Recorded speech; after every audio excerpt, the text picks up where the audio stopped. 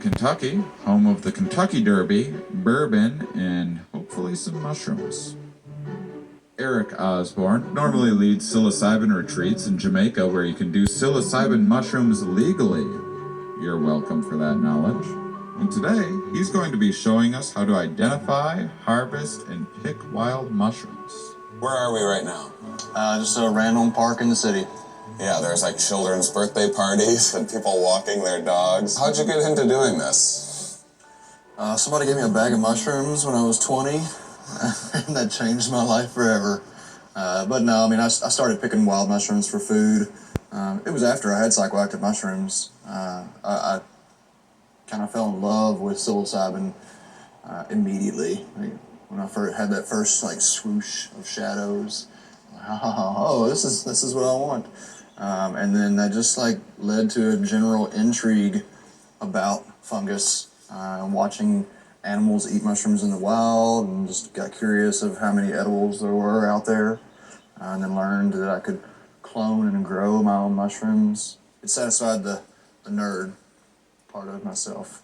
If we're looking for psychoactives, then we're not going to be looking in dung, we're going to be looking in mulch. The vast majority of the psychoactive mushrooms grow in wood debris. There are a few species that do grow in dung, but not majoritively. What I thought I liked about them was that they taste like shit. Now I feel like they're just tasting like wood chips. It's a little well, these taste different than your cubensis, right? Cubensis, the one that most people are familiar with, are definitely a dung-dwelling mushroom. That's where they originated. They don't have to grow in dung. You can grow them in like straw or paper, all kinds of stuff. But you get to. But you can. You certainly can grow them in yes. People are very reluctant to pick mushrooms because there are obviously some very toxic species out there. The psychoactive mushrooms that we're looking for today were only identified in 2003. So it's relatively new, even to regular pickers. I've been looking for psilocybin for like 15 years in the wild, and only last year that I finally found it. They kind of run in veins along the mycelium, so here's some real young ones there. Oh, look at that. It's beautiful. We are quite literally 3 feet from the road, and there's families and stuff just driving right by the truth. And if only they knew. Just what I'm looking at here looks like maybe a few $100s worth of mushrooms that I've seen just sitting in this one place. There's definitely a few hundred trips right here where we're sitting. If you were to eat this, and this, you're going to be solid for several hours.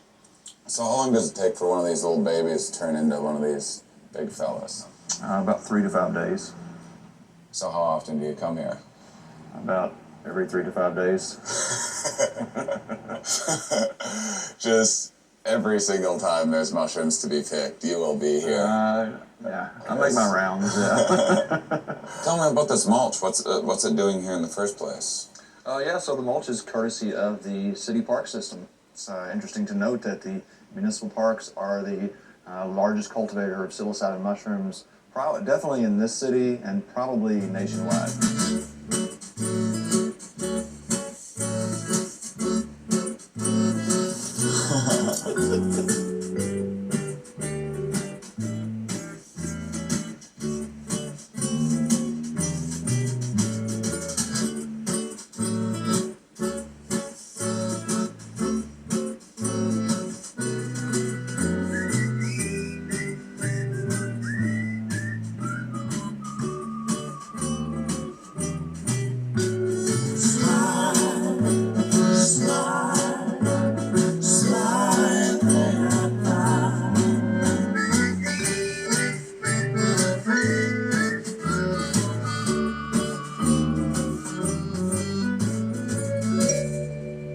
My mom was always telling me that I should go and play outside when I was younger, and I would have been more inclined to do that had I known that this is going to be the case. This is better than picking apples, that's for sure. This is one of the best first dates that I've been on in some time.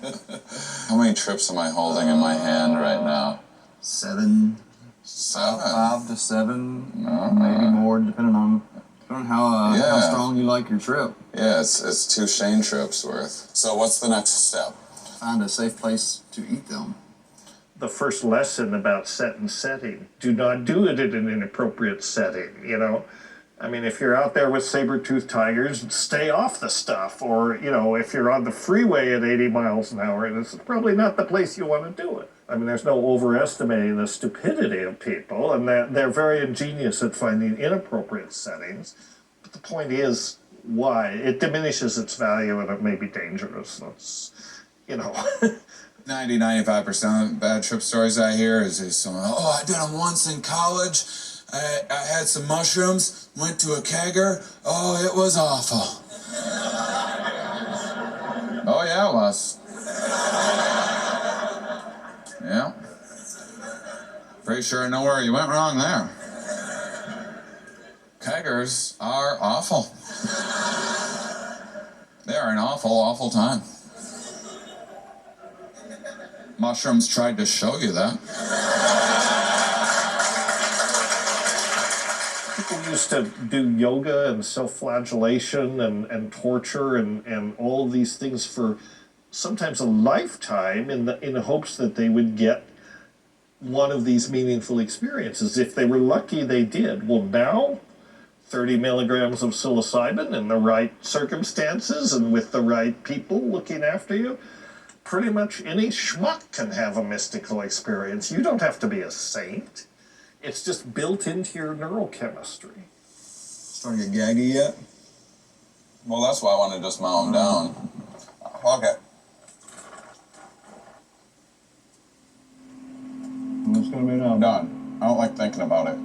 We've come to believe that the wise, responsible use of drugs like psilocybin constitute a major frontier in psychiatry, can be incredibly effective in helping people deal with depression, anxiety, addictions, simply to live more fully.